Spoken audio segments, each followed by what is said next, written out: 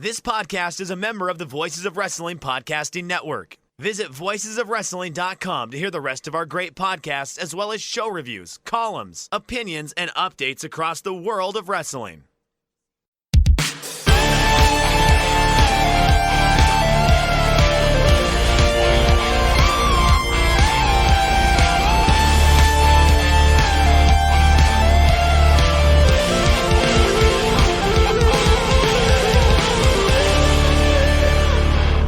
It is a full gear review on the latest episode of The Good, the Bad, and the Hungee. I am your host, Tyler Fornes, and my co-host today, Fred. Let me ask you this. Will there be peace when you are done? Boy, lots of people going deeper on a Kansas lyric than, frankly, anyone should be in the year of our Lord 2022. Honestly, they should have come out to the Guar cover version. Yeah, I guess we got everyone trying to tea leaf read this 45-year-old classic rock song.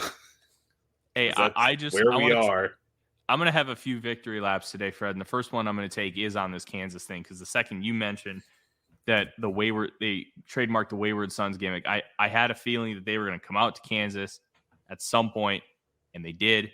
And we kind of found out later that it's kind of half lore and half they just thought it was really cool and they wanted to come out to it. Isn't that the lore, though? That they just were like, yeah, it's a cool song, we should come out to it. And that's it? Pretty much, yeah. Okay, and cool. You know what? It kicked ass. It was awesome. It was expected yet unexpected. And I'm very intrigued to see what this, we'll kind of spoil it, the 7-match series now between the Elite and Death Triangle that they announced after the match concluded. I'm very intrigued to see this Wayward Sons gimmick, if that kind of takes over or if they're going to still be the Elite, because obviously they're as popular as ever, but they were announced as the Elite, if I'm not mistaken. They were, but if they lose this tournament, is that going to come into play? That's where I'm very intrigued by how this is going to work out. And I'm going to take my victory lap, which is that I couldn't really envision the Elite doing a different gimmick. And, you know, the lights turned on and they were just still in the same Elite outfits and doing the same mannerisms and everything. And, yeah, I mean, you could call them the Wayward Sons or the Elite. They're still what they are, which is very good at professional wrestling. Oh, they were very good at professional wrestling on this night. And we're going to kind of start off and we're gonna go just right into Full Gear. They did get a $1 million gate, which I believe is the second $1 million gate in company history. With the first one, I think, was All Out, if I'm not mistaken. I actually thought they had a couple more. I'm going to look that up real quick, but because I know they got one for Grand Slam. So let me correct myself. Second pay-per-view $1 million gate. Yeah. Well, Double or Nothing was one, right? And All Out was another. So I guess this would have been third. Is that right? Well, I'm just taking L's. It looks like they've had more than I expected, which I can live with that. Good for AEW for getting that $1 million gate again. Tony Khan said during the beginning of the scrum that he expects Full Gear buys to be around 140,000, maybe better, essentially on par with the last couple pay-per-views. I think that's an overall win, especially considering how cold the Dynamite ended on Wednesday and how little it was viewed in comparison to a lot of other shows. I think this is a big win for Tony Khan and AEW. Yeah, I think they have to be very happy with how the show went off. Buys will be interesting, but they do expect it to be, I think you said, around the normal level that they've established, which is kind of the low to mid 100s, so about 140-ish, 140,000-ish, I should say. Yeah, I thought it was a home run of a show. We'll get to that in a second, but yeah. Forbidden Door was $1 million gate too. Tyler? What are you doing? Listen, my Vikings just got walloped 40-3 yesterday. My brain is just in immense pain, so I'm just going to take the L here and just blame it on the Vikings, which I can blame pretty much most of my life on at this point. Let's, you know what, Fred, let's just jump right into the show because this was tremendous. And it started with the pre-show. 10-man tag between essentially the mismatch of Best Friends in Chaos, Trent, Chucky T, Orange Cassidy, Rocky Romero, and Danhausen defeated the Factory. Look, if we can open up every pre-show with something like this, I think it would be awesome. It was fun as hell. You got very evil Danhausen coming out. They kind of spoiled that with the vignette on Dynamite, but it didn't matter. No, that was the intention, obviously. I mean, they weren't trying to really play. I did think it could have been Eric Rowan. Like, he could have been, air quotes, summoned by Danhausen, by which I mean called. But, I think it's I'm kind of curious, actually, what they're going to do with Danhausen now, because he has so far been presented as pretty much a joke character who cannot wrestle, or has no toughness, kind of gets hit once, and that's about it. And then he becomes this, the demon suplex machine, running down and suplexing the hell out of the Factory, which, I mean, I thought he did well at it. It was just very different from how he's been presented so far. Not different isn't bad. I'm just curious if that means, like, they're actually going to give Danhausen an in-ring push as someone who can compete. Yeah, look, it was fun. Danhausen's been booked perfectly in this company. Yeah, nothing wrong with this match at all. It was a non-consequential win for Danhausen. It's not like he's all of a sudden going to get this mega push. Could he be pushed more? I think he could, because a character like Danhausen is fun. It provides a different element of AEW. And one thing that you mentioned, Fred, he's a joke character. Like, the fans enjoy having him around and doing stuff, and he loses when he should. Like, I think this is objectively fun. It got the crowd fired up, and especially leading into this next match, like Brian Cage versus Ricky Starks in the semifinals of the World Title Eliminator Tournament. This was also very good and provided a different element of the pre-show to try and get you fired up to buy the main card. Yeah, I liked this match pretty well considering what it was. I think I went 3 on the opener and 3.5 on the Cage and Starks. I kind of wish it went a little bit longer. I've liked Cage quite a bit since he's come back. I'm not saying like he needs to be pushed much higher than where he is, but I think he's been very competent in this spot, and maybe a little better than his initial run. I like this.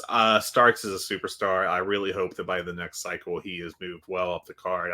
I've been saying this since we started the show, and I'll continue saying it. I think Ricky Starks is a superstar in waiting, and he just needs to be given the right angle to get him there, and hopefully that happens.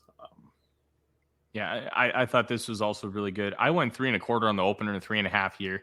I really liked the finish, where Ricky Starks got the spear, and it almost looked like he took out Brian Cage in the leg and then hit the Rochambeau.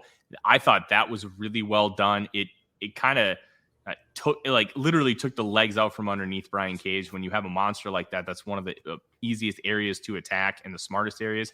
You take their base out, it eliminates more than half their power. And then he hits the Rochambeau, and then we had this stare down with him and Ethan Page.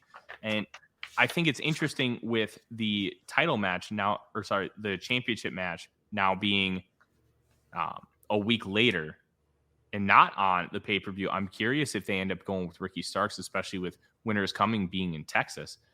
And MJF, we'll talk about this later, is cemented as a full-blown heel. Do they want to go heel on heel, even though they want to build up the firm? Or do they want to have a nice white meat babyface with the opportunity to have a tremendous match and really keep with the heel babyface dynamics? Yeah, that's a really good question. I don't know the answer to this one, because I honestly, my confidence in Ethan Page winning went down after this show for the reason you mentioned, and also because Starks has looked great. I mean, I thought that might have shifted it a little bit, but the big thing is that MJF is being positioned as, if not an outright heel, definitely someone farther down the heel scale than on the face side of things. It definitely wasn't...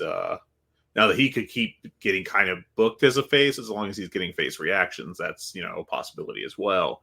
But yeah, I'm looking forward to that match. I think it'll be a solid TV match. I don't know. It'll be, Ethan Page has tools, and he just hasn't put them together in an interesting way. And I feel like we've talked about that for 5 straight weeks now. Mm-hmm. He's a 13-year-old who owns a Porsche. Like, 13-year-olds don't know how to drive a car. Yeah. But you have everything that you need in order to win a race except somebody who knows how to drive. That's kind of what Ethan Page is. And I don't think it's ever going to be unlocked, but there always is hope when you have all the tools. Now, in between those two matches, we did get the formal announcement, or at least the interview with Takeshita, where they announced that he had signed with the company and was interviewed by Renee Paquette around it. It wasn't much of an interview, but, I love Takeshita. I think his work this year has been amazing, and getting more of him on AEW and hopefully an actual push along with it, rather than just, hey, this is an awesome wrestler, he's going to lose to everyone. I think that'll be really beneficial to the company. I think so too. And I thought once it was announced that he was coming back, especially with how he was used and pushed by Tony Khan, I thought it was just a matter of time until he was officially on the roster. And here we are. Now I think you're going to see Takeshita win big matches, something he didn't do in his first run. And I think that should be very exciting. He's a guy that you could eventually see winning the AEW world title because he has the charisma, he has the in-ring ability. Now you just have to be able to see how his promos end up connecting with the crowd, because his wrestling has an instant connection. Maybe the Blackpool Combat Club will become the Osaka Combat Club. I know people were really high on the idea of slotting him into that group in his first run. So I don't know, man. I'm excited about Takeshita coming back. I think he's a great talent, and hopefully we'll get a lot of him in the near future. Absolutely. And this next match to finish off the pre-show, I thought was tremendous. Eddie Kingston defeats Jun Akiyama, and you can tell from the second that Eddie starts walking the ring, he's like holding back real tears. I loved it. And one thing that was really interesting was you could tell that this guy, he's about to live out his dream. I remember watching Samoa Joe versus Kenta Kobashi, and Kobashi just has Joe in the corner and he's just delivering the machine gun chops, and Joe is just smiling ear to ear because he's getting the shit beaten out of him by Kenta Kobashi. And it felt like this was one and the same. But Kingston, you could tell he has all the reverence in the world for Akiyama, treated him with the utmost respect. And then Akiyama obviously didn't have to do the job, but he did. And he paid it back to Kingston at the end of the match by also bowing to him. Look, this was a 4.25 star match for me. True Kings Road style. They beat the piss out of each other. You can't ask for too much more from these guys. They threw each other around. They beat each other up. And it just kicked ass. Yeah, it was phenomenal. I know that Eddie had his issue with Sammy Guevara a few months ago. That's probably part of a reason why he hasn't really been pushed much. But it's amazing to me that we went through most of this year without many, at least the second half of it, without a major Eddie Kingston storyline. Now, I'm not going to complain about it turning into the Kingston versus Puro All-Stars pre-show tour. But, God, he's just so good at being Eddie Kingston. There's no one else like him. There's no one that could ever be like him. Exactly like him. And if I had to make a comparison, it's kind of like Terry Funk in a way. Very good brawlers who just have that kind of charisma and can come across really genuine no matter what they're doing. But I loved his Ishii match. I think I actually went 5 stars on that, if I recall correctly. I love this Akiyama match. They just beat the holy hell out of each other, and it was exactly what it should have been. And frankly, it was just Tony Khan going, if you want to wrestle Akiyama, we can get him in for the weekend. And Kingston probably being like, oh my God, yes.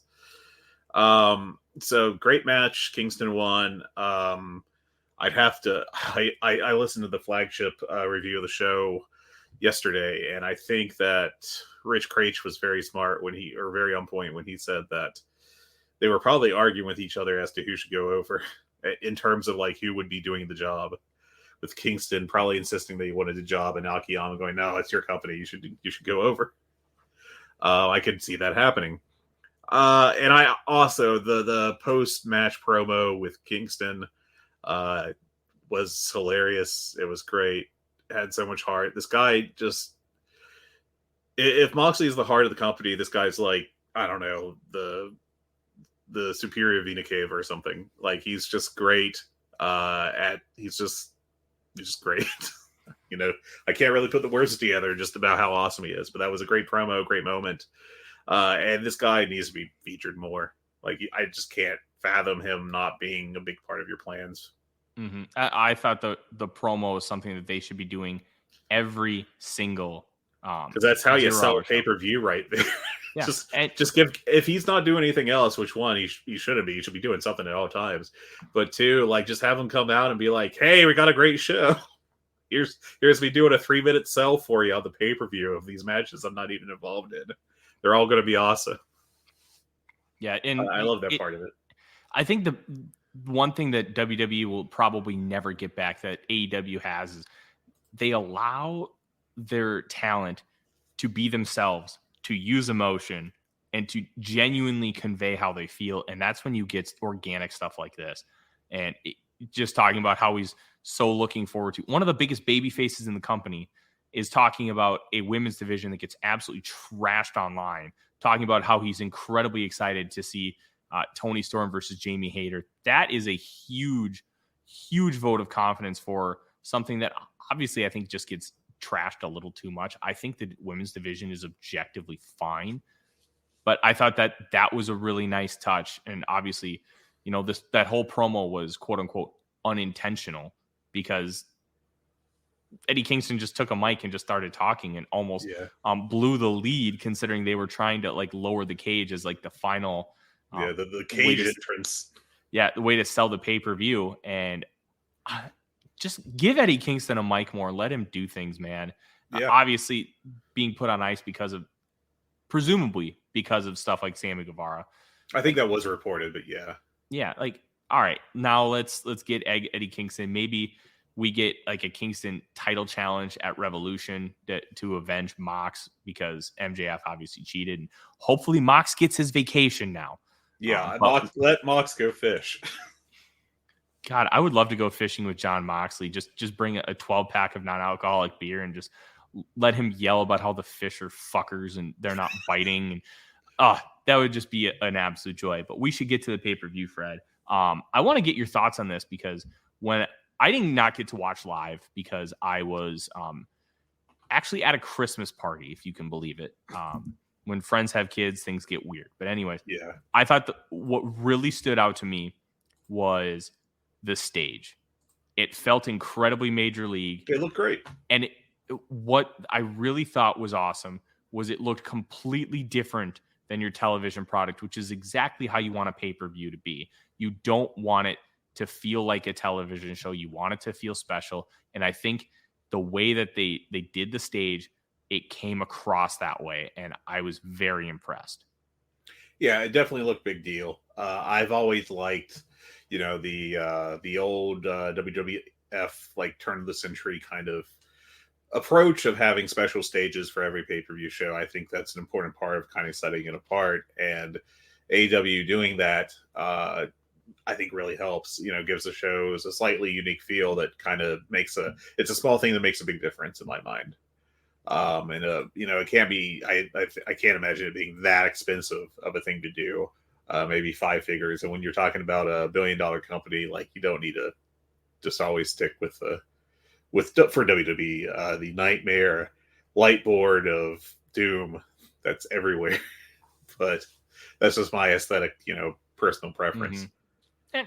And it's one of those things where you're not asking for a brand new stage setup every single week. They probably have, I'd say, like 2 or 3 main stages that they use for Dynamite. Obviously, they have their standard one. They have one set up for a smaller venue. And then they also probably have some like backup materials as well, because if you're a smart company, you're obviously going to have that kind of stuff. Yeah. But if you're spending, let's say each one costs $25,000. You spend $100,000 in 1 year. And guess what? If you use the same stage the next year for the pay-per-view, like if Double or Nothing is the same stage every year, nobody's going to care. It's Double or Nothing. It feels the same. So I feel like that's a smart investment, and it helps continue looking like a professional promotion, because with the success of WWE over the course of our lifetime, and then the other companies that have come and gone, like TNA came and gone as far as being a true competitor with WWE, WCW, like you have to continue this approach that you are a major league company, because you have so many different minds that you have to actually convince that, hey, this is a real thing. It's going to continue to be a real thing. And just because we're not WWE does not mean we're going away. And I think that's a little touch that they can continue to hit, because little things make a big deal to people, especially when you talk about those who want to critique you. So I hope they continue this. Yeah, I hope so too. Well, enough about the stage. Let's keep talking about these matches. This cage match, I thought this was absolutely tremendous and one of the best ways you could start the pay-per-view off. I went 4.5, and I thought the most important thing here, Fred, was the fact that they refrained from calling Jungle Boy. They kept calling him Jack Perry. He still had the little wrist protectors, and he still had the booties, but everything else was different about him. And they were really trying to sell the fact that they're trying to get away from Jungle Boy. I thought this was great. Yeah. I love this match a lot. It felt like a real classic cage match to me. With Jungle Boy. Well, there I go. I'm off the AEW announce team. Jack Perry, blading early, and all, Luchasaurus just being this unstoppable monster, and all these great spots throughout. I loved it. I thought it was a really fantastic match. Both guys worked really hard. I was impressed by how good it was. I did not expect it to be as good as it came across. I went 4 3/4. I nearly gave this 5 stars. I just thought they knocked it out of the park. Jungle Boy came out of this looking really good. Christian is always great as just a slimy heel, and he did it again. I'm hoping that either he's back soon, or else they don't wait like another 3 or 6 months for Jack Perry to do something.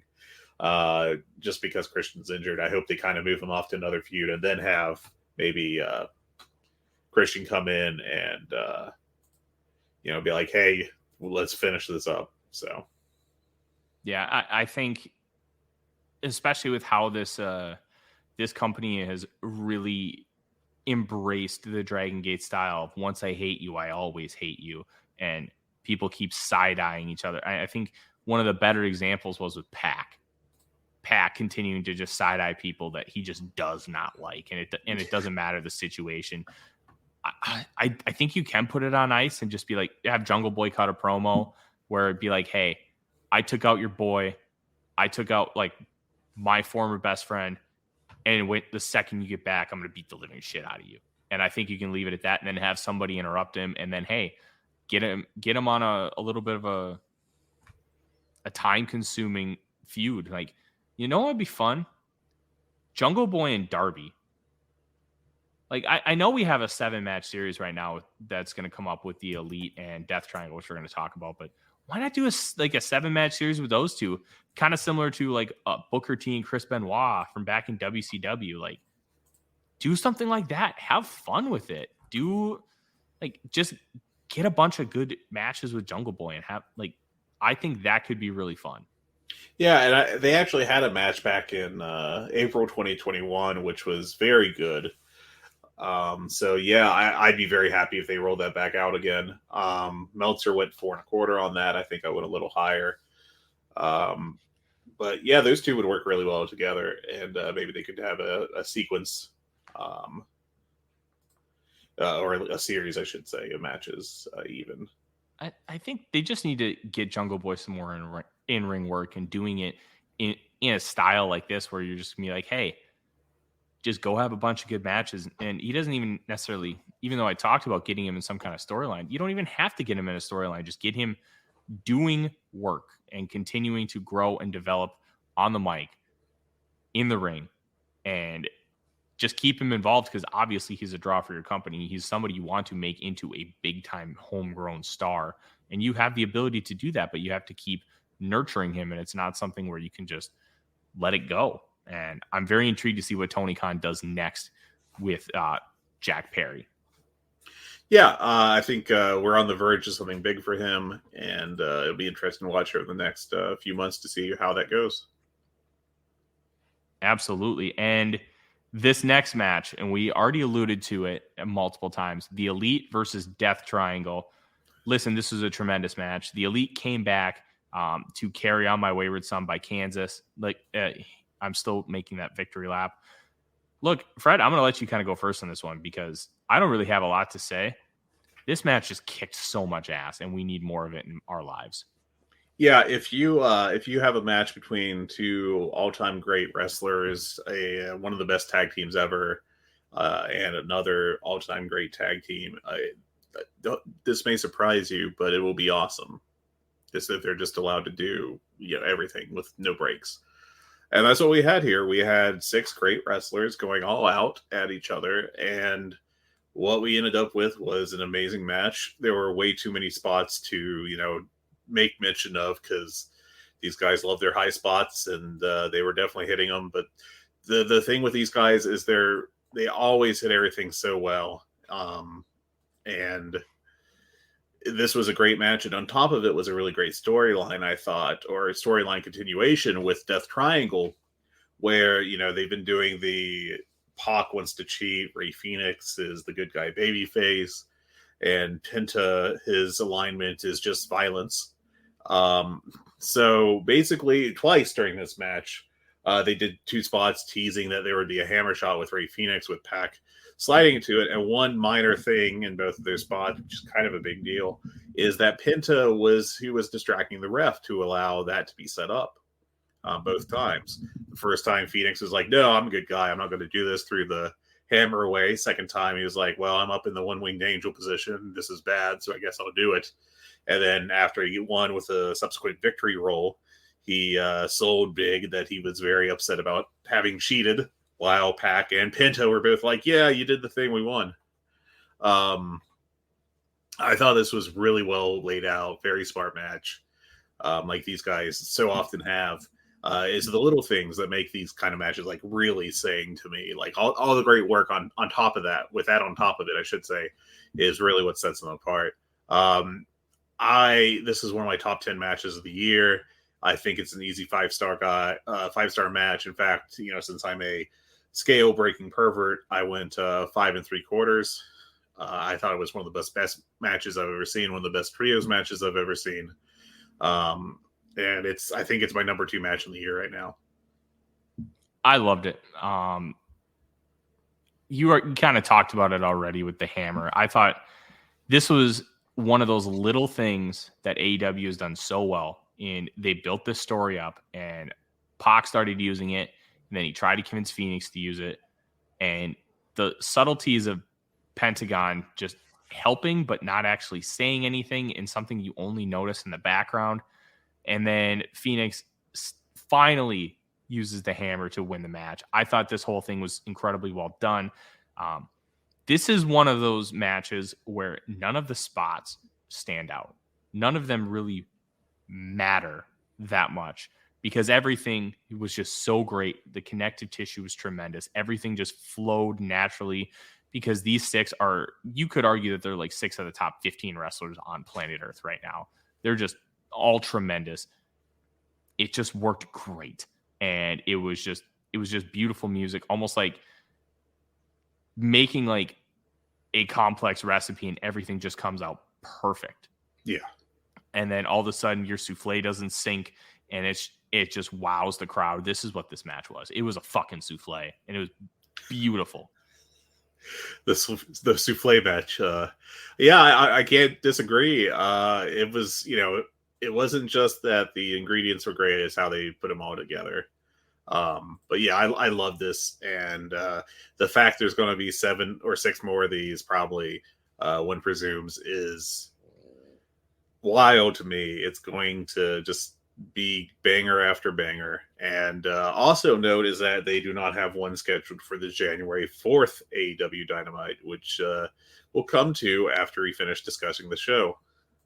Absolutely. You know what? Let's just talk about it now because we can't leave that kind of tease. Okay, yeah. So Omega, Ospreay, Tokyo Dome. Yeah. Kenny Omega released a promo on New Japan World.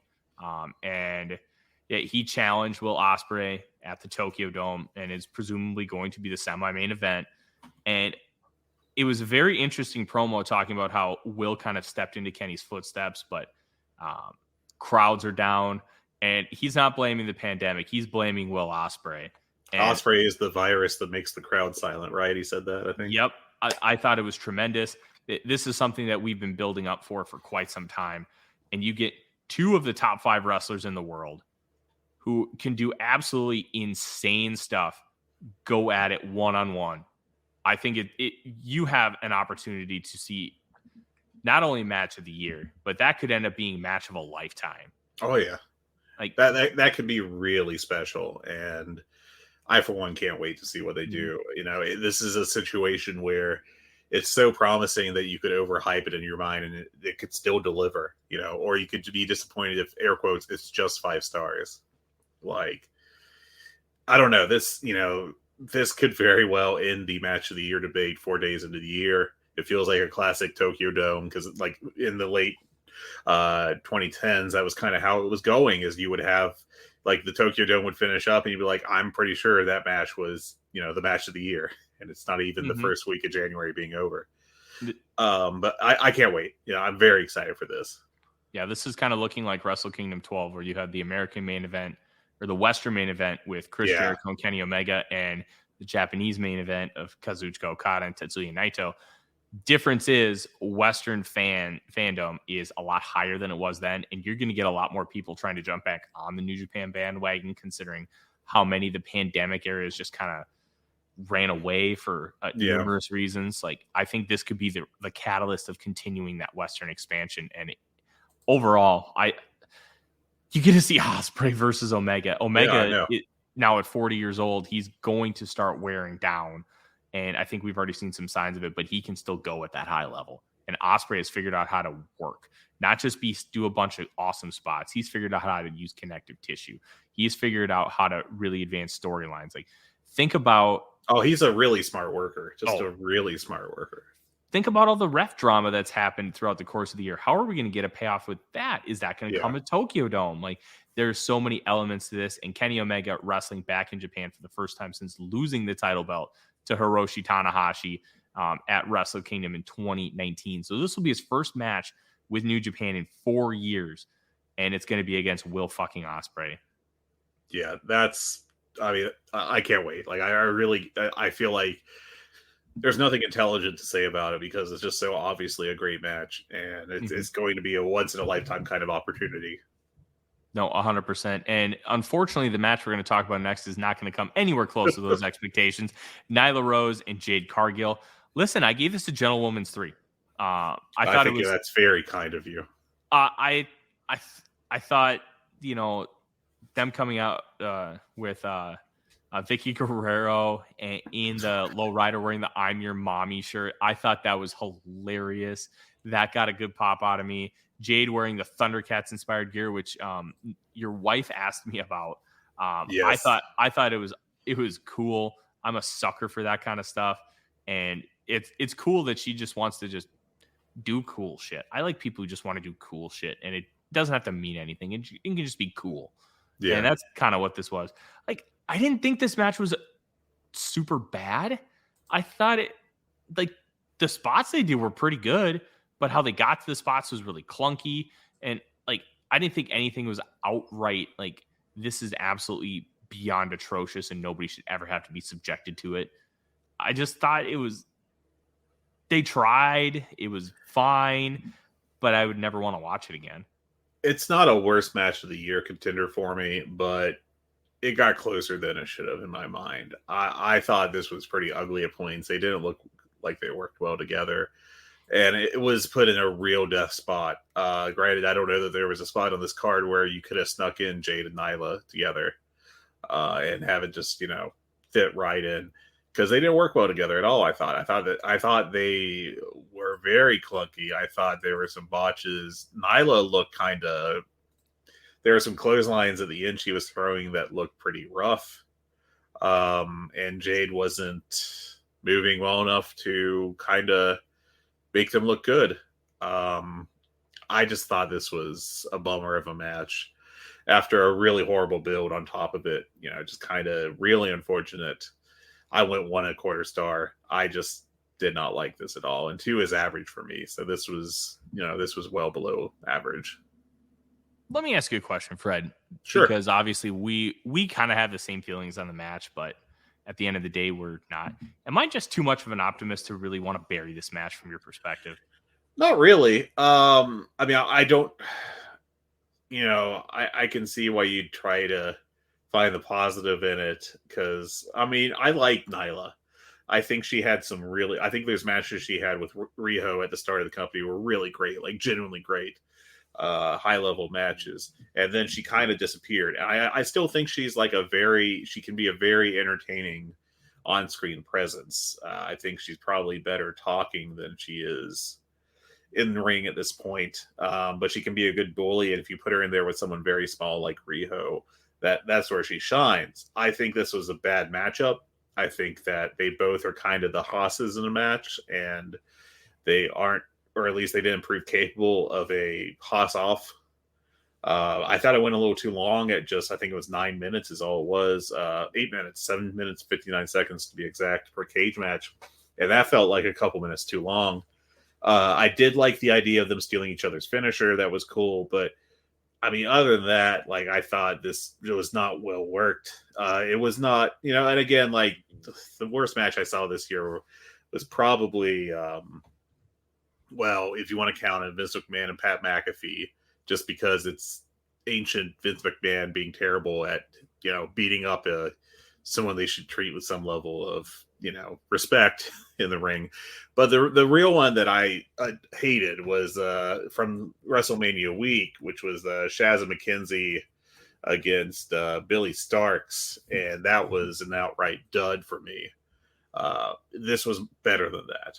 I know that. And I don't know. Like, I just think it was not good.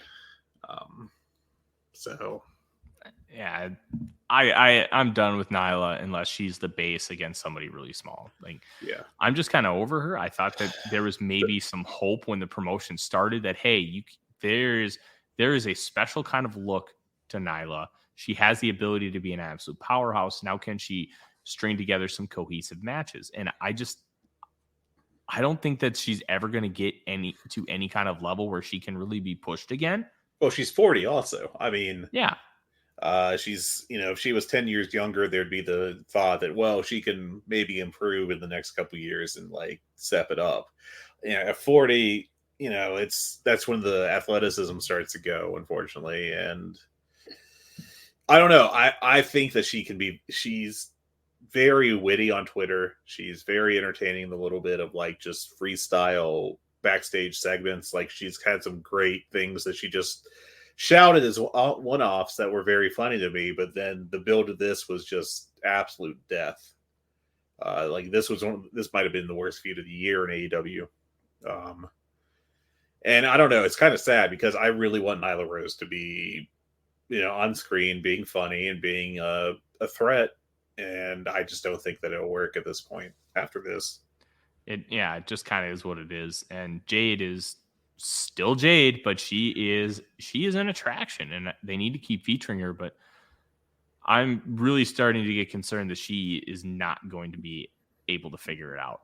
But I want to see her with better competition. Yeah, that's one part of the problem, is that the competition she's put across from her is the lower end of the spectrum they have. And if you were to have her feud with Toni Storm or Thunder Rosa, assuming she comes back, or Jamie Hayter, those matches would be better, but Tony doesn't like to beat his people that are over in either division, so that would require him to be like, all right, we are having Toni Storm lose a match to Jade Cargill, and I guess you could do that now or in the near future, but he's very conservative when it comes to that. Like, that's one of his booking tropes, and I think that could be an issue. I think that's probably why you haven't seen Jade have a feud with someone really higher up in the talent pool. That's why it's mainly been mid-carders and below, for, in my opinion. Yeah, it is what it is, and we'll see if she improves. But I don't know, considering it was a 4-way match, I don't know how you're going to be able to get much better than what these guys had for the Ring of Honor World title. Chris Jericho pins Claudio Castagnoli after hitting him twice with the Judas effect. And I thought it was really cool that the first one he was diving. Yeah, that was a cool idea. This had all your standard 4-way tropes, but there was some really good wrestling and some really, really nice high spots too. But the best work was when you had Bryan Danielson and Claudio Castagnoli going at each other respectfully. And then just as competitors, I thought that was great. Jericho was awesome as well. Like even Sammy put in a great set of work. It would have been better if you could have done just a one-on-one match, but considering what they had in front of them and what they had to deal with, I thought this was tremendous, and I gave it 4.25. I also went 4.25. We're rating twins on this one. Yeah, I like this a lot. I thought it kind of got a slow start for the first 5 or so minutes, or maybe 10 even, where it was just kind of like, all right, we're doing a 4-way. Everyone's got their turn. And then there was a spot where I actually think Sammy Guevara sparked what saved the match and really made it great, was when he did, I think, a surprise GTH on Jericho. And from that point forward, the match was just great. I think Sammy had a very good outing. I liked the subplot they had throughout with Sammy and Jericho not really being on the same page in this match. I thought the build to it was kind of meh, but once they got to the match, that was great. I thought the finish was really cool. If it, maybe wasn't executed 100%, but still, it was a great idea that worked well enough with Jericho doing like the diving, as you said, Jews effect just to set up the go home one. I thought it was a blast. I thought this was really fun. It wasn't like an all-time classic or anything, but it was really good. I would definitely say go out of your way to watch it. But yeah, thought it was fun. It was a great match in the middle of a really good card, and it kept the crowd invested and really got them back into it after the really a poor match in front of them. And then this next one didn't help either, as Soraya beat Britt Baker with whatever she calls her DDT finish now. Yeah, the package DDT, I think it is. Yeah. Is that the Rampage? I forget now. I've never. Yes. That was the Rampage. What's really interesting here is that in a similar vein to Eddie Kingston getting to wrestle Jun Akiyama, you got a lot of the same things from Soraya here.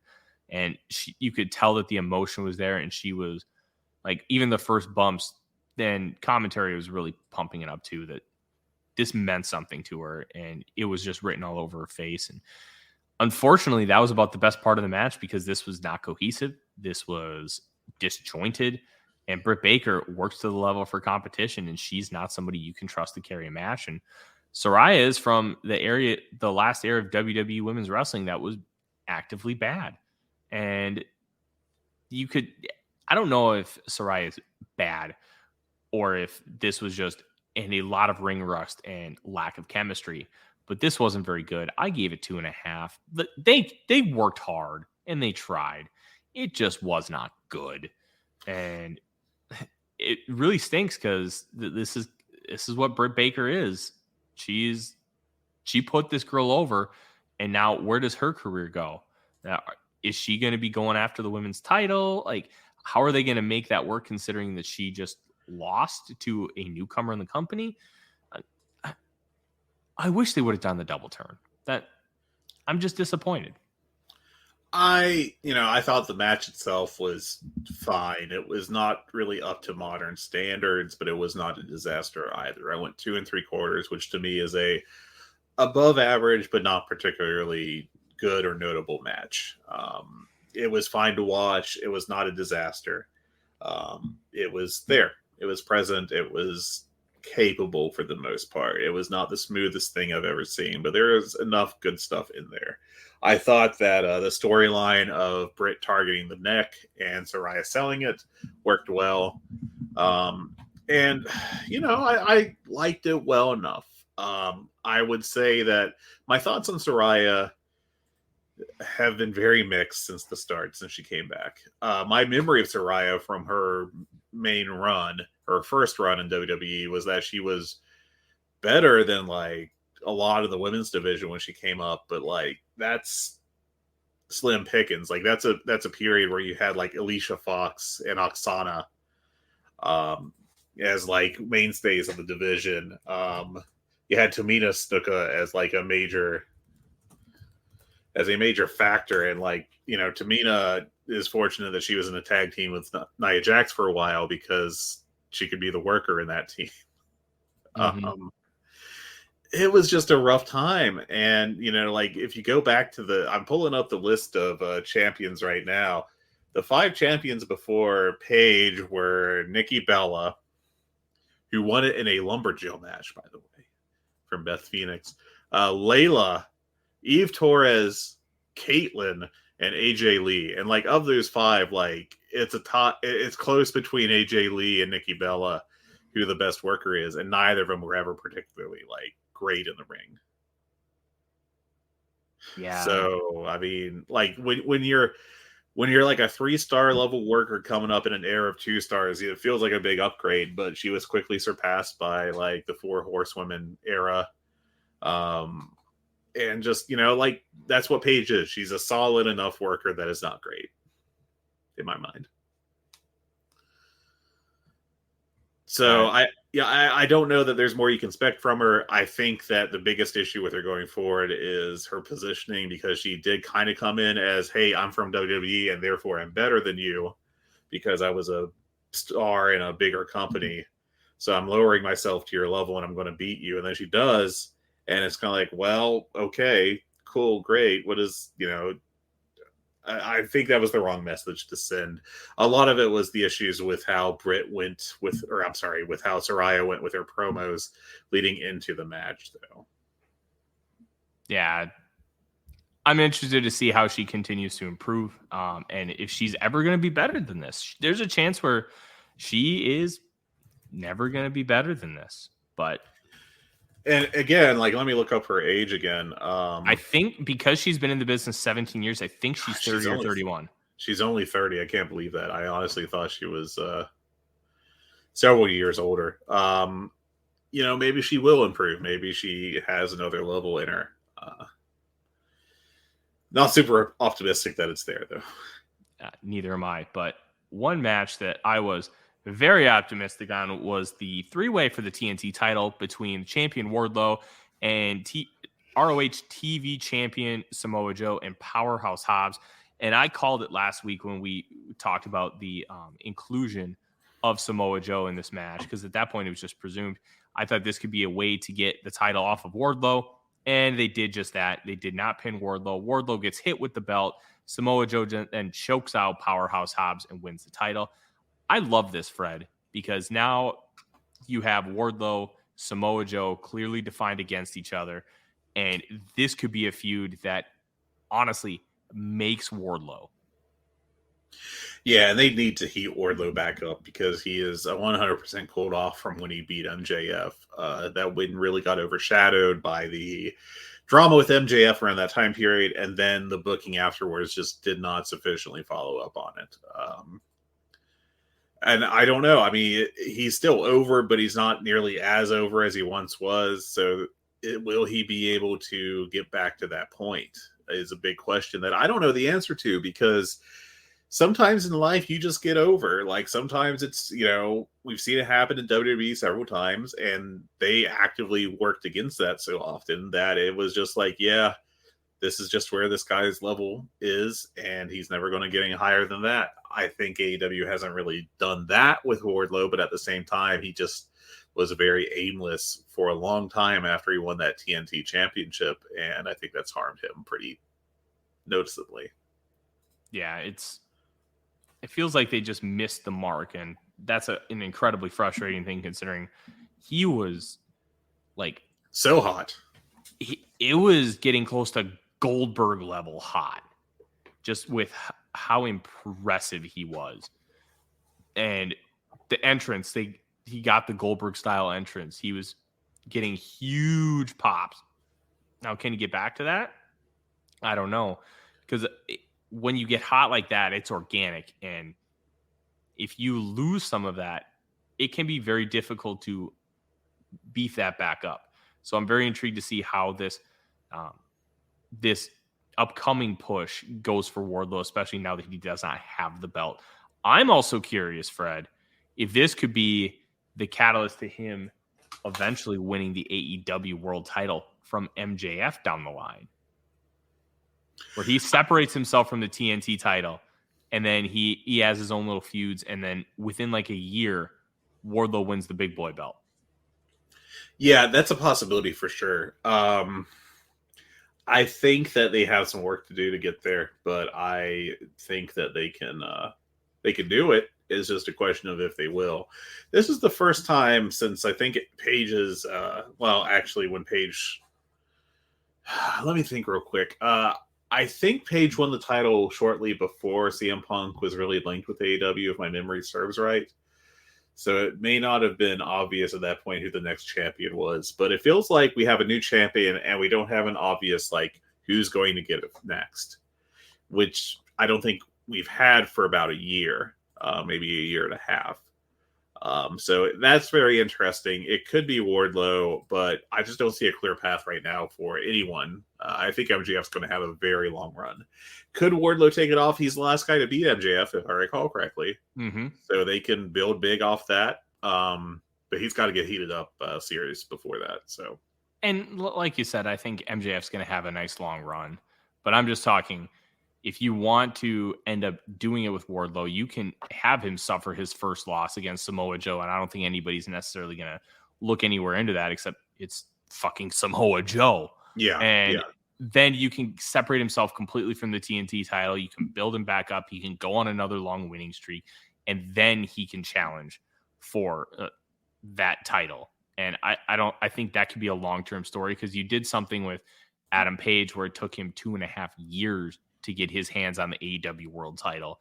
And now with Wardlow and MJF, you could tell a similarly like length story. You've already done the 3-year build with them separating, and now it can be the next arc in their journey, almost like a Japanese anime, and where every segment of the show, it's not necessarily seasons, but they have different story arcs. And I think this could be the next natural arc for both Wardlow and MJF. Yeah, and if they do go with that, that'll be very cool. But I don't think there's any guarantee either. So, yeah, I don't think there's a guarantee either, but it's something to keep watch of. And this next match was fun. I think I would be fine if Darby had a kick-ass match like this every single pay-per-view until he retires from professional wrestling. I don't think I'd ever get sick of him. Darby and Sting beat Jay Lethal and Jeff Jarrett. How can you not have fun watching Sting wrestle at 63 years old and still be objectively good? Yeah. He can only do this once every few months, and that's okay. We'll just let him do it. This was a lot of fun. I'm surprised. It's only at a 6.43 on Cage Match, which feels terrifically low because I thought this was a really enjoyable match. Just a complete kind of plunder deal with, and Jeff Jarrett's always been at his best in like walking brawls. And that's what this was. And you've got Darby bouncing everywhere. You've got Sting doing his wild spots, and you've got Jay Lethal being in there to bump his head off for everyone. Satnam Singh had several really cool spots, including when he caught Darby diving off the damn ladder off the ramp to Satnam, and then just Satnam catching him, carrying him, and then just herking him onto the ramp like he was nothing. That was awesome as hell to see. Oh, it was tremendous. My favorite spot was when Darby's about to hit Jay Lethal with the coffin drop, and Jeff Jarrett just impales his back with the guitar. The guitar shot was awesome in this match.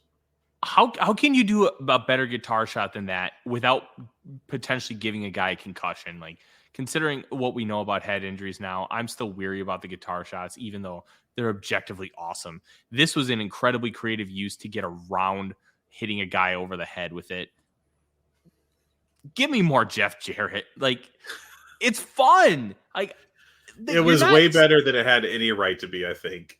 You're not seriously pushing the guy. You're giving guys like Darby Allin, who you want consistently involved, stories where they don't necessarily have to be involved with top players. Like, this was fun. It was great. And just more of this. Yeah, this was a blast. Just 100% blast. And hearing My World will get a pop out of me 10 out of 10 times. What an awful song. That's also a great theme. Oh, it's a tremendous wrestling theme, and that's the only thing it's good at. It is definitely not good at being anything else. But two who were tremendously good at being everything. Jamie Hayter and Toni Storm. This match slapped. This was my match of the night. It was tremendous. Two friends that, like, they even talked about on commentary during the pandemic. They lived together. These two beat the ever-living snot out of each other. They hurt each other. They ended up, like, they did everything they could to win this match. And it still took Britt Baker and Rebel to be able to help Hayter. And what was really interesting is Hayter did not realize that this was happening until after Rebel got kicked out. And then in kayfabe, she didn't realize that Britt Baker helped her to win the title. So you're going to see a continuing story here. But God, these women kicked the shit out of each other. Give me more of this. We need more. Yeah, this could have been the best North American women's match of the year. Like, it was that good. I don't know that I have any really rated above it. I went 4.5 stars on this. I thought it was fantastic. Just really, really amazing stuff. And they beat the ever-loving hell out of each other. These two worked so hard. And I thought it was great. They gave the belt to Hayter at the right time. She's been very hot for a while now. Hopefully she will continue to get over and, will benefit from that. But yeah, I thought this was a blast. And if this was what the women's division was like every time out, then this would be a great, high level all time North American women's division. Mm-hmm. Yeah, this was great. I like how Hayter kept going for that hate maker, and she kept missing it. But they both hit the Storm Zero. I think Hayter hit it a couple times.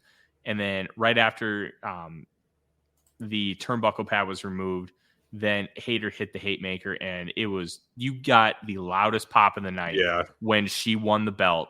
And her rise from being kind of a bit player initially in her first run pre-pandemic, that you thought, hey, there's something with her, but it wasn't connecting with the crowd, and it wasn't necessarily working the way you thought it could. And then her reintroduction to the company has been so tremendous. She's worked on her physique. She's worked on her in-ring. She's worked on her presence. All three of those have gone through the roof in comparison to what she was before. And now you have a world champion in Jamie Hayter. Now, she's still interim technically, but her addition to this women's division has been incredible. And I would argue that she is the best worker in the division. She really could be. It's either her or Toni Storm at this point, I think. But when you put, shockingly, when you put your two best workers that are really great together, they will have a really great match. And that's what happened here. I do think it overachieved for reasonable expectations. I thought it'd be good, but I didn't know that it would hit this level good. And I thought that they put together a hell of a match. Absolutely. And then the next match wasn't necessarily about the match itself. It was about the outcome, and where you had the Acclaimed winning the trilogy by defeating Swerve in Our Glory. I had this as a 3.5 star match. It was good. The spots were nice. There was connective tissue, but it wasn't about how quality the match was. It was about the story behind it. And you finally got the split of Keith Lee and Swerve Strickland, where Swerve wanted to cheat, and he wanted to continue to do things the dirty way. And Lee said no. Swerve slaps Keith Lee in the middle of the ring, and Lee just bails on him. He leaves, and he's like, no. And it wasn't even a heel turn by Keith Lee. He was just like, no, you want to be an asshole? Go ahead and be an asshole. I'm not a part of it anymore. Yeah. And then you finally got the win from the Acclaimed. I thought they did a great job really working with Anthony Bowen's shoulder injury. And even at the finish, with him struggling to keep Swerve up, I thought that they did a tremendous job throughout, and Bowen sold it incredibly well. The guardrail spot where Keith Lee saves Swerve and then Max Caster crossbodies him through that guardrail, I thought was tremendous. This was a perfect way to cool down the crowd from Jamie Hayter and Toni Storm and keep them excited. Like, they almost did everything at once, because the match kind of got dull in the middle, and then they got hyped back up for the world title match by the end of this one. I thought that this was very well booked. Yeah. I thought this was a really solid match. Not a great one, but a very good one. I went 3 3/4 on it. I thought it was about as good as should have been. Very storyline heavy, which is that's good. I don't know that I want every match to be like some storyline epic, but you want a few of those, and this was one of them. And it was a good blow off to the storyline. I liked it. I thought the work was very good. The Acclaimed, I thought, were a little lower level than usual, but still quite good. Swerve Strickland, I think, we had a question like early on in our run, like which new edition is going to be the first of them to get a world championship. I've convinced myself that Swerve Strickland should win a world championship in AEW as just a total jerk of a heel. I think he's great at that role. He's a great worker. He's great at being a heel. And I think that he's been the crux of this storyline. His performances have been so important to getting this over. And I think him and Keith Lee could have a very solid feud. What I would do is I would have Swerve Strickland go over and just have him be like kind of positioned as the guy after the next guy, or to be the first real heel champion or heel contender, I should say, for whoever does beat MJF when that happens, assuming MJF is still a top level heel and not a face. Yeah, I'm with you. I think Swerve Strickland absolutely should win a world title. And I think it's a matter of time. I like how they've been utilizing him initially, and now comes the run. And how Tony Khan positions him, I think, is going to be excellent in determining if they believe that he has that same ability. Look, I want to see what they do with Keith Lee, too, because Lee is a guy that doesn't necessarily have to win a title, but you almost feel like he should because he's such a unique performer. And trying to convince us that at one point he's not necessarily the best in the company, I think, is something that you could really miss the mark on. Yeah, he's a really unique talent that I think adds a lot of variety to wrestling that you don't get much of these days, or really ever, just because of the combination of his size and agility. And I love that he's on the show and that he's able to contribute like he does. 100%. And now it'll be interesting to see if we finally get that FTR match. Maybe Winter is Coming is the spot. And I'm sure Dynamite will tell us more about that. But now we move to the world title match where MJF finally beats Jon Moxley and gets the AEW World Championship with a brass knuckle shot. Now, this is very, very well done. Wednesday night on Dynamite, MJF came out to defend Jon Moxley from the Firm. And as he's cutting a promo on Moxley on the Go Home show, Regal has brass knucks in his hand and he's clenching his fist. They were telling you that this was going to mean something because of how they had the camera angle behind him, and you could just blatantly see it. And it ended up meaning something because after Regal convinces MJF to not use the Dynamite Diamond, he throws it away. Then within 2 minutes, Regal's like, okay, you passed the test, slides him the brass knucks, knocks him out. And even leading up to it, it was a good match. You got the visual tap out for Jon Moxley to kind of protect him a little bit, and MJF wins like a snarmy heel, which is what he is. He's a piece of shit. And I thought this was incredibly well done. I gave it 4 1/4. Look, do you necessarily want your title changing hands because somebody's a piece of shit? Not really, but I don't think it matters with MJF because that's who he is. That's the epitome of his character. That's how he's presented himself his entire run in AEW.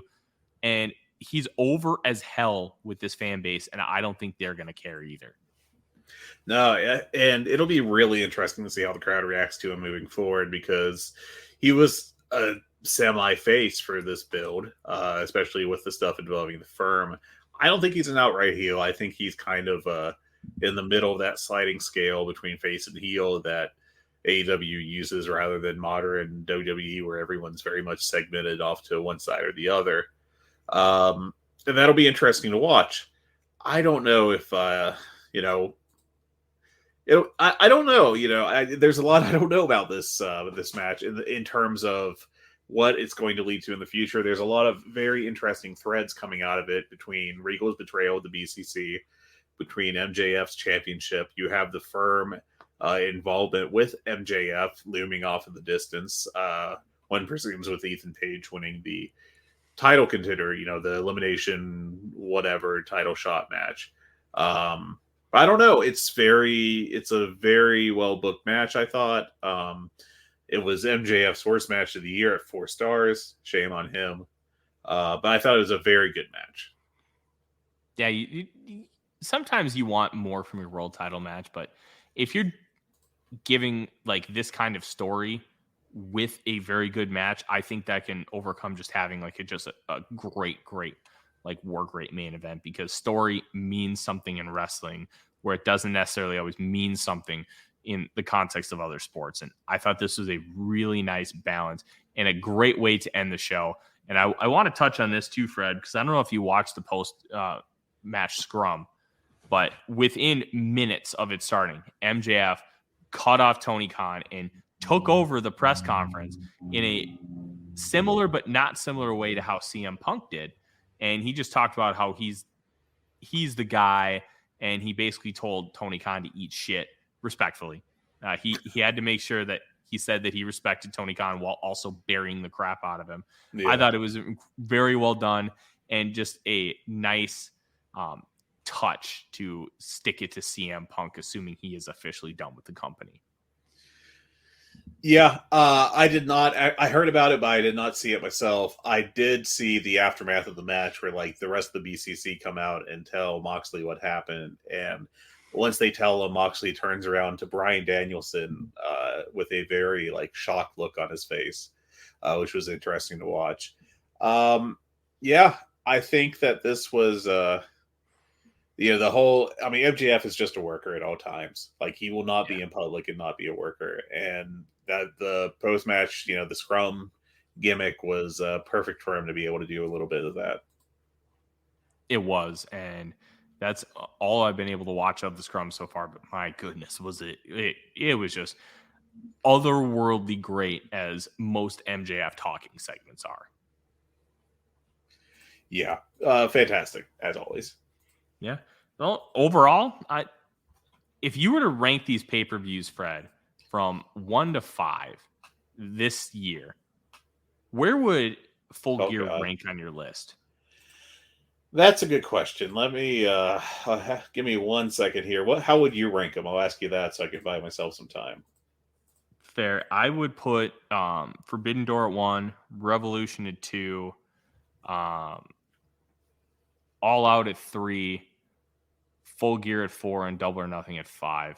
Like, this was a very good top to bottom pay-per-view, but I don't think it really peaked. Like, all the other shows that we talked about, there was like a peak that they were able to achieve. And like Revolution to me is the best non-crossover show. Like that Punk and MJF dog collar match is probably my match of the year. And like Double or Nothing was fine. Like I thought leading up to the Punk title win, there was some stuff missing. All Out was good, but it was nowhere near the expectations or a delivery of what the 2021 show was. And Forbidden Door was just like, for what the card was and how disappointing it looked on paper, it delivered like it was one of the best looking cards you'd ever seen. Yeah. Personally, if I were to go, let's see, 1 and 2 is really close between Revolution and Forbidden Door for me. I don't, there's pros and cons for each one. Revolution was like a high watermark for the company. You had some really high level stuff on that with the Moxley Danielson match. You had the Punk MJF match, which I thought was just perfect. The first 3 matches with Kingston Jericho, the 3-way tag, and the Face the Revolution ladder match. I thought those were all really good. I guess I would go probably just for its uniqueness, Forbidden Door on top. So I got those. Double or Nothing is the bottom one for me. I thought there was some really good stuff on it. Like the Anarchy in the Arena was a bit of genius. Punk winning the title was a very solid match. But there was some crap on there too, like a mediocre Jade Cargill match, as always. I didn't like I wasn't into either of the Owen finals, especially the Baker Soho one was a kind of just so, pardon the pun. And then there was the 6-man tag with mixed tag with Paige Van Zant, which was fine, kind of mediocre. Actually, I thought that was pretty bad now that I look back at it. Uh, but so I put that 5th. So I think I would put Full Gear in 3rd above All Out. I thought Full Gear was, in general, like there was only one match that I would put below average on it. There was another one that I would say was not good, but not bad. The Soraya Brit one. And then everything else I thought on this card was solid at minimum. And really almost all of it was at least very good, if not outright great. Yeah, and I think it really speaks to how good this company is that we're having to get so minuscule with the discussions of which pay-per-view was the best. Yeah. Because they all left a lasting impression. Like Double or Nothing's my last pay-per-view like it is yours. And it still had Anarchy in the arena, CM Punk winning the title. Like it had some objectively great stuff. And we're talking about it as it being the worst of the year. Like that's a pretty high bar. And it's something that AEW should be very proud of. Yeah, there's the consistent thing with AEW pay-per-views is even if the build is kind of so-so, and I thought in some ways the build for this one was kind of so-so. There are several things I would have done different that I think could have worked better. The end result is really great matches between all these people that they have that are just fantastic workers, and I don't know. I thought it was a blast. I thought it was a really great show once they actually got it going. And that's kind of been the AEW story for 2 years now. Pretty much. That is Full Gear. Let's talk about a few notes here and talk about the upcoming Dynamite lineup. And we are going to get out of here. Dynamite ratings, and we kind of mentioned it at the beginning of the show, 818,000.28 and 18 to 49. It just felt like nobody was really watching TV because it was 4th on the night in 18 to 49. People just didn't care about watching TV last Wednesday for whatever reason. Yeah, I think it was largely down across the board. And it was one of those weird nights. I think there was a similar night about 3 or 4 months ago on a Dynamite night. And I think it also affected the preceding Raw, where just TV viewership just kind of cratered for no particular reason.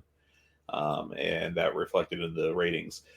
Whenever you're analyzing ratings, do never overreact to one number. This is low enough where it's a point of concern, but if, again, the next one isn't similar, then it's pretty easy to dismiss it as a blip. One is just an offshoot. Once you start to talk 4 or so weeks, then I think that's an actual point of concern. Yeah, I want it before I put any kind of panic. I want to see a trend. I want to see something constant and some significant movement. And this isn't doing it. I'm very intrigued to see how the post pay-per-view number is, because that can really tell you how everything that you tried to do at the pay-per-view is landing. And I would expect that rating to be even higher, actually, it could be really low because it's the day before Thanksgiving. Day before Thanksgiving, for those of you who aren't aware, is the biggest drinking day of the year. You have people coming into town for an extended weekend.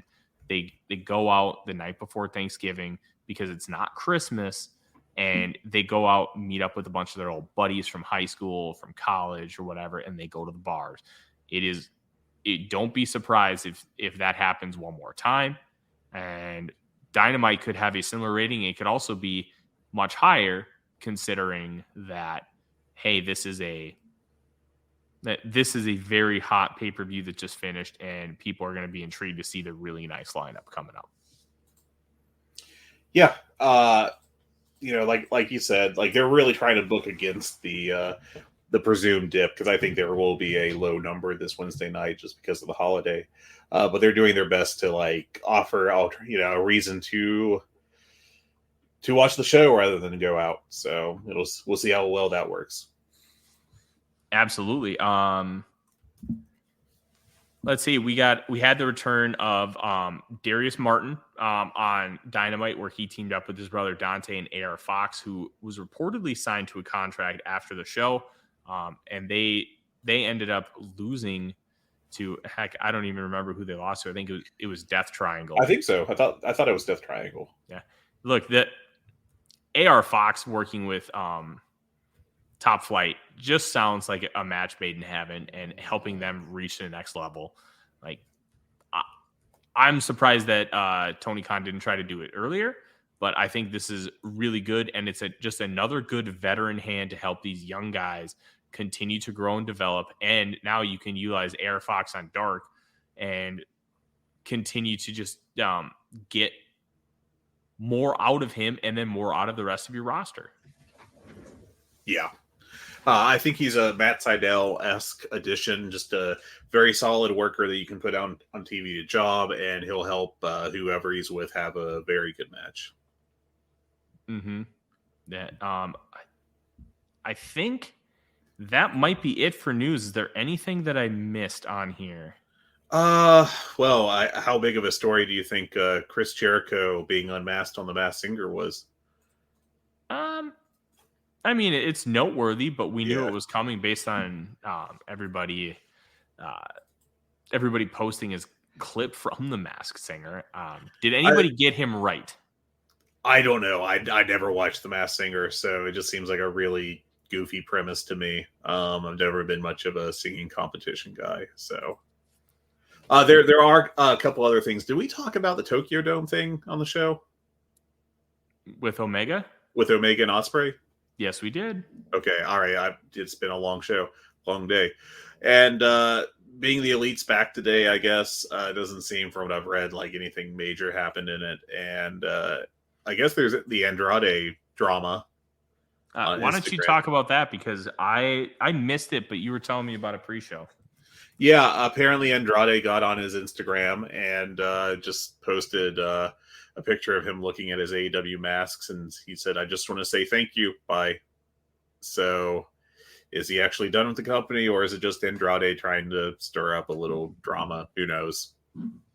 Something to keep an eye on, I guess. But honestly, I think AEW is at the point where they could, if Andrade left, they would be just fine. Andrade was going to be a very good upper mid card kind of guy in this company, and they have enough depth where they can replace him. I hate to say it because I think he's great, but let me ask you this: would Andrade have the most disappointing run in AEW history?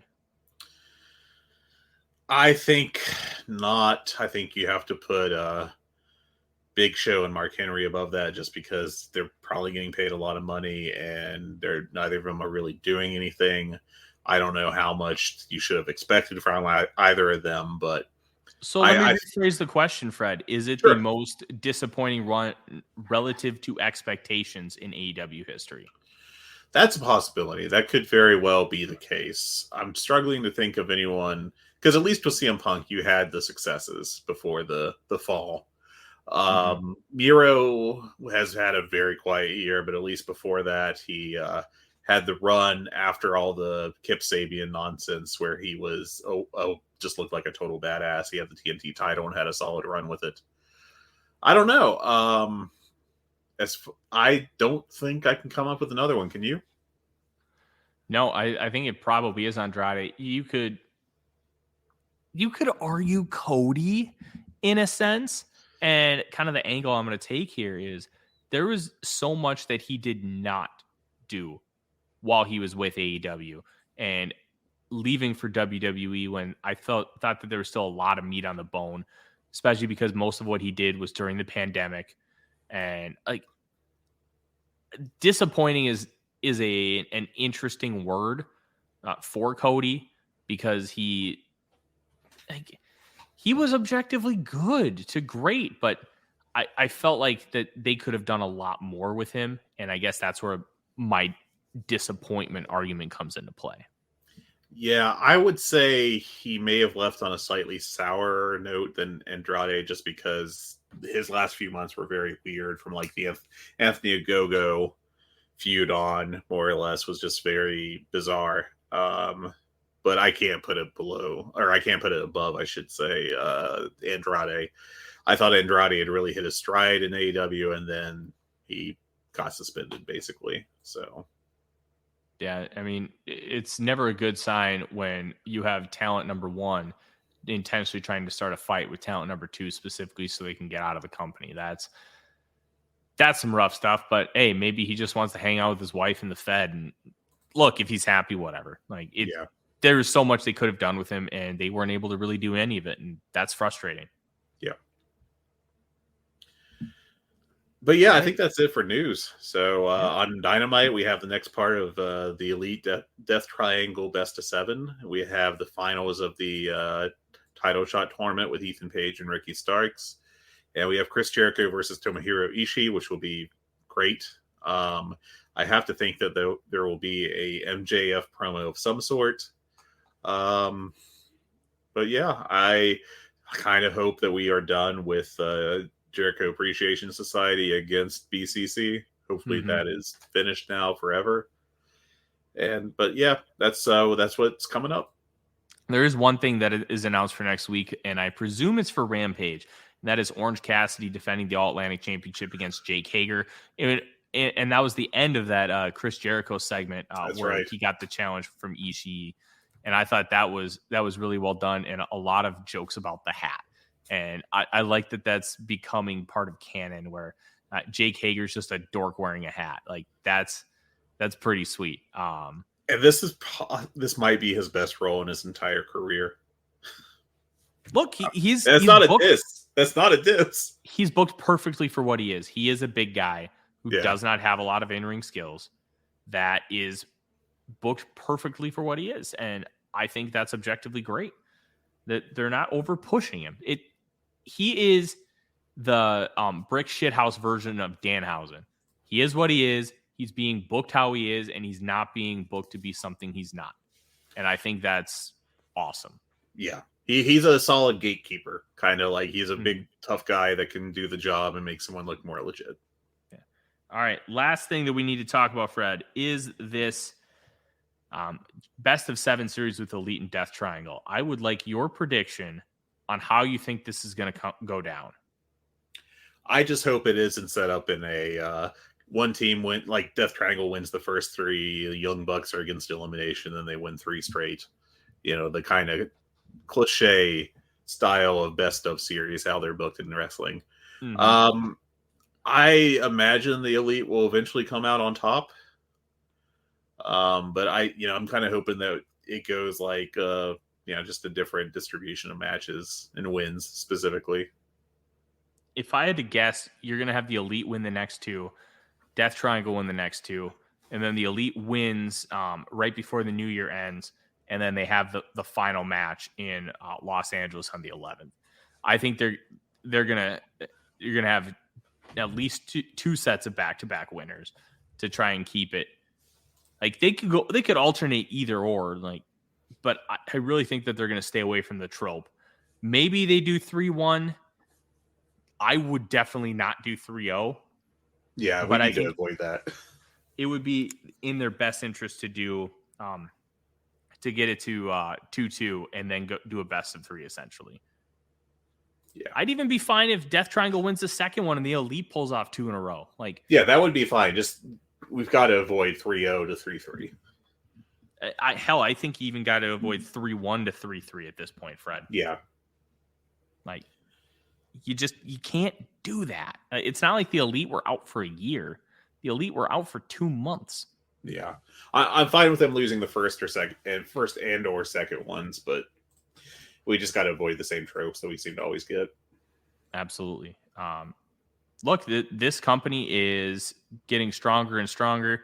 They're figuring things out on the fly, and now the vision for what Tony Khan had in mind for MJF is going to play out, and this is going to be a very exciting time because I don't know if this is going to be MJF's 10-pole title reign, but there is a real chance that it is.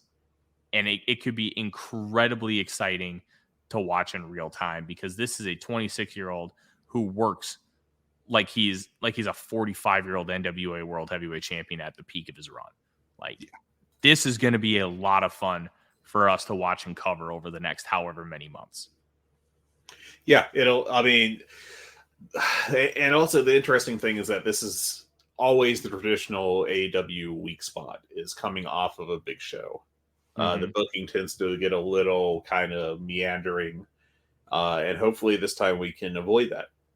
because the one time period that he does that Tony Khan tends to avoid that to some extent is when it's a transitional show, and this was the transitional show, as compared with like a show where your world champion retains and like it's just setting up a continuation of things, or I should say a kind of What am I trying to say? I'm trying to say that like when you have a big shift like MJF winning the title, that tends to lead to more interesting things coming out of the pay-per-view than when you had Moxley successfully defending, in 2020 as an example. Yeah, this is going to be a lot of fun, and I'm very excited to see what the path is. And Fred, we're in for a really fun winter with this company. Yeah. I think that there can be a bunch of fun stuff coming, and I can't wait. Absolutely. Make sure you follow us on Twitter at GoodBadHungee.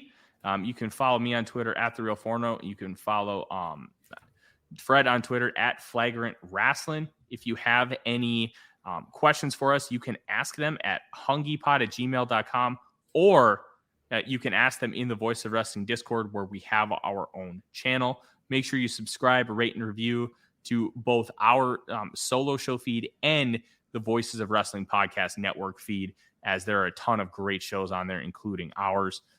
And listen, thank you for joining. This is a lot of fun for us, and keep enjoying AEW. Have a good week.